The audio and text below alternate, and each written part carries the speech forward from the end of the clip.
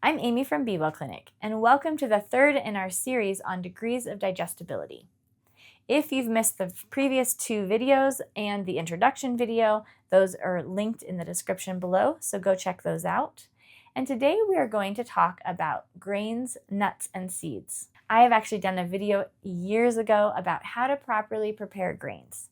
So I will link that below also if you want to go check it out. I am very young in that video and I agree with everything that I said. But in summary, if you think about the videos we've already done, plant fiber and dairy, those concepts are what make the digestibility increase. And if you don't have support for those things, like we haven't broken down protein, we don't have good microbiome, you're going to have trouble digesting grains, nuts, and seeds. So there are different things we can do to break down that seed so that we can get access to the nutrition that's very available to make a plant. But when it is bound up in the seed state, it actually is very harmful to our body. There are things that are anti-enzymes, anti-nutrients that actually block absorption of other nutrition that we eat when we eat a seed with other food, because it's preventing our own enzymes from releasing. So we really do want to properly prepare seeds. It's much more important than even properly preparing plant fiber. Okay, so to properly prepare a seed, we can soak, sprout, or ferment it. Soaking does the bare minimum. It neutralizes the most problematic enzyme inhibitors. Then we go into sprouting. Sprouting is a short soak, and then we leave it in a damp environment until that little seed puts out a little tail. Sometimes it's a tiny tail, sometimes it's a giant tail.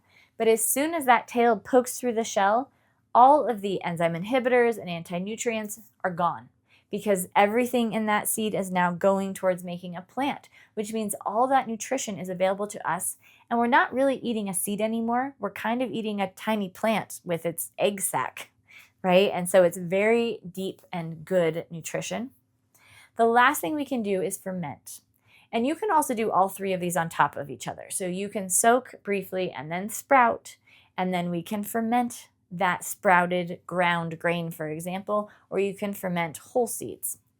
Fermenting is going to bring microbes in, just like we do with a dairy or in the sauerkraut. We bring microbes in to eat and break up the cellulose. Also, anytime we ferment things, we actually increase the nutrition in that food, because not only does the food have more bioavailable nutrition, every microbe produces vitamins and minerals for us, so that every time we eat a fermented food, even if it's a fermented seed, remember nuts, seeds, beans, and grains, all seeds, even a fermented seed is going to have a higher amount of nutrition if you go through that process. There's also some nuance to which seeds, nuts, beans, or grains are easier to digest. I don't want to go through all of that. Some basic things are macadamia nuts tend to be very easy in the nut family to digest, whereas almonds are actually one of the most difficult things to digest. So when you have rice, for example, you only need to cook it in meat stock, and that actually unlocks the nutrition and makes it properly prepared. You can also soak and sprout and ferment and all those things, but rice is very easy to make nutritionally available and properly prepared, whereas almonds take a lot more steps. Beans are some of the most difficult things. That's why most people get gas when they eat beans. So there's a lot of steps and a lot of time required to make beans digestible.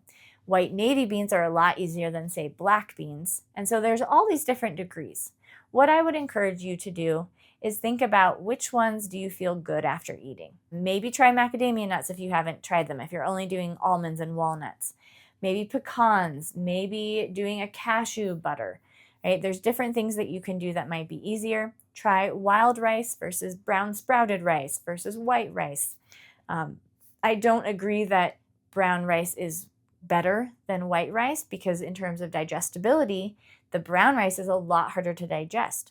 So again, when you have the mindset of fiber is best, fiber slows everything down, slows the blood sugar down, brown rice is going to come out better. But white rice is actually much easier to break down, which means we can get rid of it quicker. And if we have abnormal microbiome, we're actually going to be in a better place, because we're not feeding our microbiome with a whole bunch of plant fiber, because it was easier to break down and get out of the system.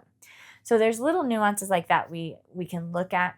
Seeds in general are much easier to digest than anything, than nuts or beans. And then grains can have a spectrum. So there are some grains that are more easy to digest and some, like a hybridized wheat, most American wheat, that's extremely difficult to digest. And this is not getting into the protein molecule of gluten or anything like that. This is just literal ability to digest in our bodies with the microbiome and omnivore digestive tract that we have. So this is hopefully a little shorter and easier to get through. I hope that this helps for you.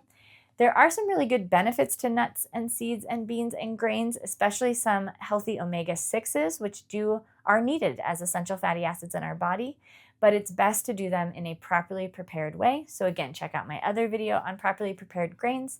Check out Weston A. Price's resources, which I will also link below. And I will see you in the next one, which is going to be discussing the degrees of digestibility of meat. So be sure to come back for that one. I'll see you then.